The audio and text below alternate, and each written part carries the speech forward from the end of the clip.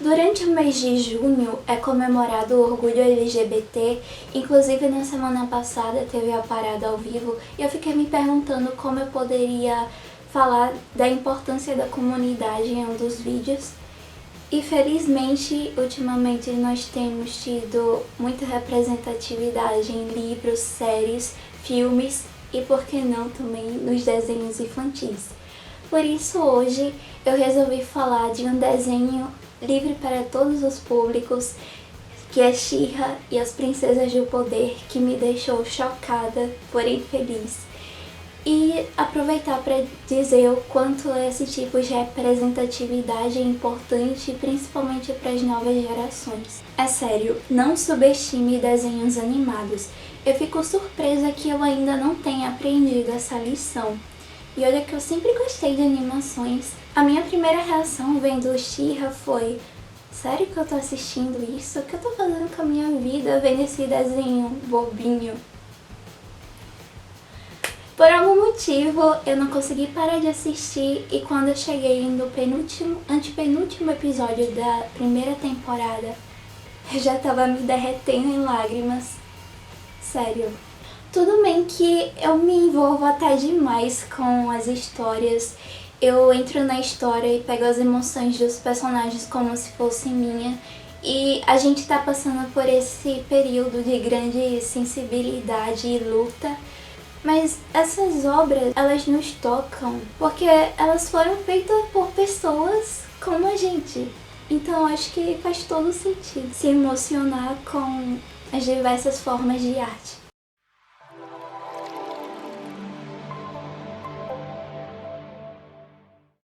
She-Ra e as Princesas do Poder é uma série em desenho animado americana desenvolvida por Noelle Stevenson e produzida pela DreamWorks Animation Television.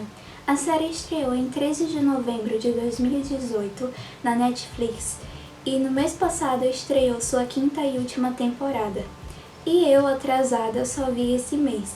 Cada episódio tem uns 24 minutos e eu não me aguentei.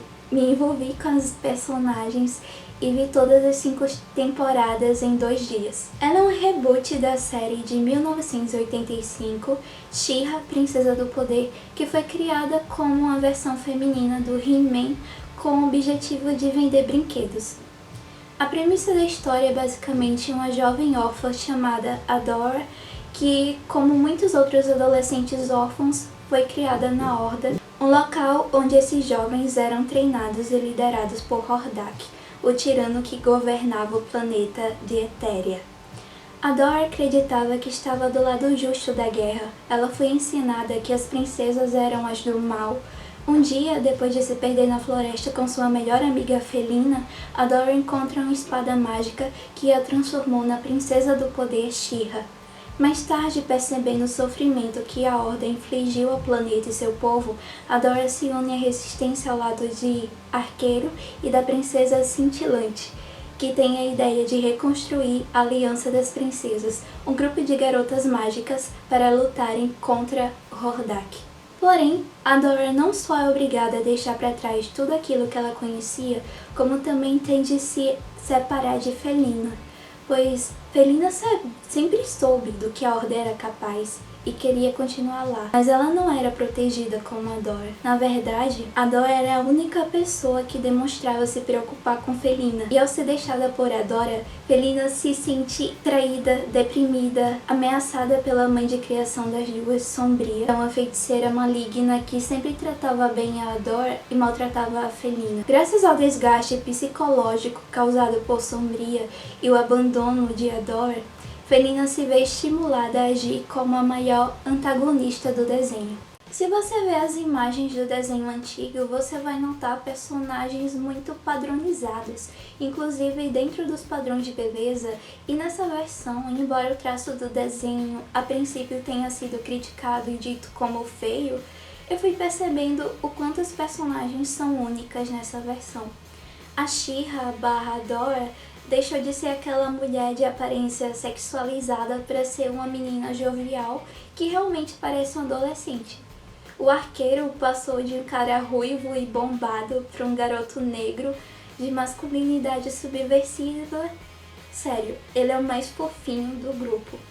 E a princesa cintilante, que eu gostei muito, ficou baixinha, de cabelo curto e não é mais aquela versão magrela e adulta. Esse, no caso, é o trio principal da história, mas mesmo assim, a presença dos outros personagens é muito importante e se eu pudesse eu falava sobre cada um deles.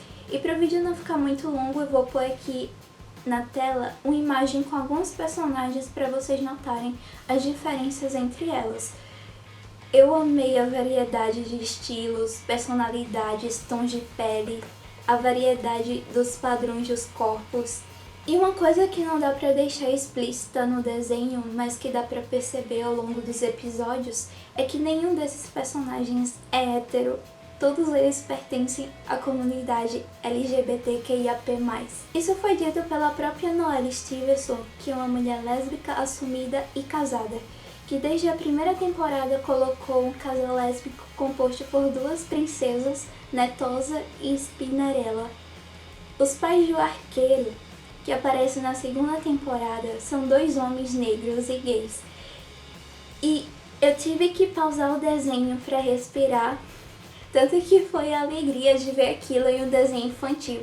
O melhor é que a Dora e a Cintilante não ficam surpresas ao conhecê-los. A criadora disse que quis justamente colocar esses personagens pra dizer que ter dois pais é algo completamente normal e que não deve causar estranhamento. E, gente, o quanto isso é importante para que as crianças aprendam desde cedo que essas coisas existem e que tá tudo bem, que o importante é respeitar as pessoas. Ah, mas se meus filhos assistirem esse tipo de coisa, eles vão ser influenciados a serem gays. Bom, as lésbicas cresceram vendo as princesas se casarem com homens e mesmo assim são lésbicas. Não existe essa coisa de virar gay. O que é errado mesmo são as pessoas LGBTQIAP+, sofrerem simplesmente por serem quem são. Elas terem que crescer se sentindo deslocadas da sociedade, terem que enfrentar a violência de pessoas desconhecidas e da própria família, simplesmente por não se encaixar no padrão da heteronormatividade. Então mostrar esse tipo de relação em programas infantis só traz benefícios e o único malefício é o preconceito dos pais ou dos parentes que são LGBTfóbicos. E voltando à representatividade, eu queria citar uma personagem que me deixou muito confusa, que por mais que ela seja a personagem mais inteligente do desenho, ela parecia não ter noção do que era certo e do que era errado. Ela parecia não entender as emoções das pessoas que estavam na sua volta. Se trata da Intrápida, que foi confirmada pela criadora como estando dentro do espectro do autismo.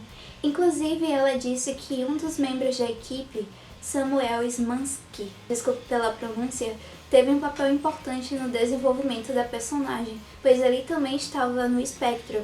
E por favor, não tem como falar mal da Intrápida, ela é muito amorzinho. Aquela cena que ela grita, suas imperfeições fazem você ser único, é muito fofinho. E o Ventania, aquele cavalo, ou melhor, alicórnio, que me remeteu a uma defesa parecida com um tal de movimento chamado veganismo, pelo fim da exploração animal na medida do possível e praticável. O Ventania é o meu favorito do lado da rebelião das princesas. Além de ser muito engraçado, ao conseguir falar com os humanos, ele começou uma revolução pelo direito e liberdade dos cavalos. O Ventania é muito maravilhoso. E voltando ao foco LGBTQIAP+, eu quero destacar também Elo, maravilhoso, e Double Trouble, que é trans não binário. Inclusive, a pessoa que faz a voz dele no original, Jacob Tobia, também é não binário. Pra ver que não adianta só escrever um personagem dentro da comunidade, como deve se dar espaço a atores que fazem parte dela para interpretá-los.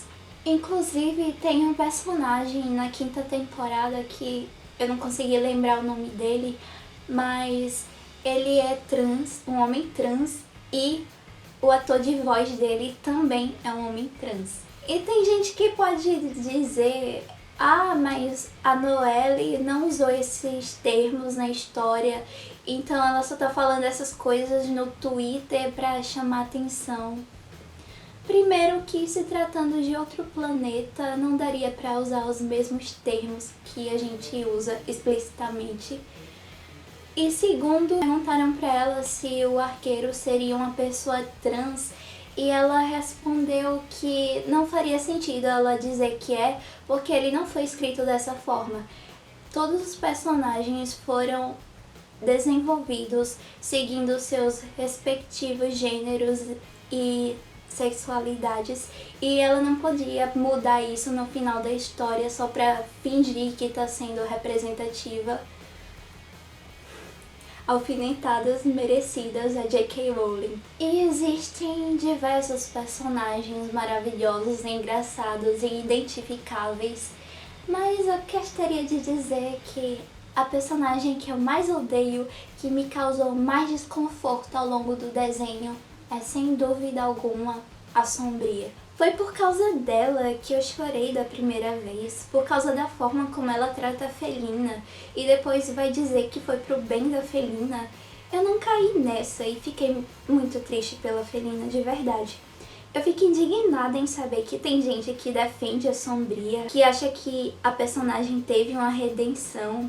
Gostaria de fazer um adendo porque no desenho é dito que a Sombria realiza a magia negra, mas eu não acho que esse termo deva ser usado nem mesmo nessas histórias fantasiosas, porque tanto na magia na vida real, as bruxas não costumam usar esse termo, como eu acho que ele remete ao racismo, porque atribui negra como se fosse uma coisa pejorativa, então o certo seria usar magia das trevas, ou magia maligna, ou até mesmo magia voltada para o mal. E eu digo sem culpa alguma que a Sombria é pior que o Hordak. Eu não admito que a Felina seja dita como uma vilã. Até porque aqui os vilões, embora humanizados, são justamente a Sombria, o Hordak e o grande mestre da Horda. A Felina, no caso, é uma antagonista que está atrapalhando os planos das princesas, mas está passando por problemas de aceitação e se autodestruindo enquanto destrói o que está ao seu redor. Eu acredito que a Felina estava com depressão. Isso não justifica as ações dela, é claro, mas mesmo assim, ela também é uma grande vítima nessa história. Eu defendo a Felina tanto quanto eu defendo o Zuko de Avatar. E aqui começa a parte do spoiler, então se você não assistiu She-Ra e as Princesas do Poder e quer assistir, eu recomendo muito. Mas se você é uma pessoa que não se importa com spoilers ou já assistiu a todas as temporadas, fica aqui comigo que eu preciso comentar sobre esse final. Vai ficar pro spoiler? Então vamos comemorar a inclusão de uma protagonista lésbica em um desenho livre para todos os públicos. Eu confesso que eu achei que o amor da Dora com a Felina era algo fraternal, um amor de irmãs, até porque elas foram criadas no mesmo lugar pela Sombria. Só que desde o episódio do baile na primeira temporada, com aquela roupa da Felina, eu fiquei shippando muito as duas. Mas eu pensei, mas a Dora é a protagonista, não tem como ela ser lésbica. É melhor não me iludir só porque a Felina pegou ela de jeito enquanto elas estavam dançando, ou nas vezes que a Felina pulava em cima dela do nada, ou quando as duas ficavam se encarando e dava pra notar que, embora elas estivessem lutando em lados opostos, elas estavam muito abaladas por ter que machucar uma a outra. Eu fiquei positivamente chocada com o final. Eu tive que reassistir umas 10 vezes para acreditar no que meus olhos estavam vendo. Catra Dora Cannon. Catra, no caso, é o nome da Felina no original, e esse é o nome do chip, porque a dublagem brasileira tende a trocar tudo. E aquilo do Hordak ficar de boas com as princesas no final, eu achei muito forçado. E eu fiquei que nem a Princesa Serena, tipo, a gente tá de boa com isso? Sério mesmo? E eu sei que existem outros desenhos com representatividade, só que She-Ra conseguiu fazer isso com a protagonista. E eu queria muito ter crescido com esse tipo de desenho passando na TV, que as minhas coleguinhas na escola não ficassem me olhando feio e se afastassem de mim ao descobrir que eu acho mulheres mais atraentes que homens. Isso só faz mal à cabeça das pessoas que tem que crescer em volta desse preconceito todo. Muitas pessoas assumidas hoje tiveram que passar por grandes dificuldades ao longo da vida, e esse foi o caso da própria Noelle Stevenson, que cresceu sem representatividade, se inibindo, tentando ser o que ela não era, e hoje ela nos presenteia com esse desenho maravilhoso que é She-Ra e as Princesas de Poder. Se você gostou do vídeo, você já sabe o que fazer. E guarde sua chave perdida.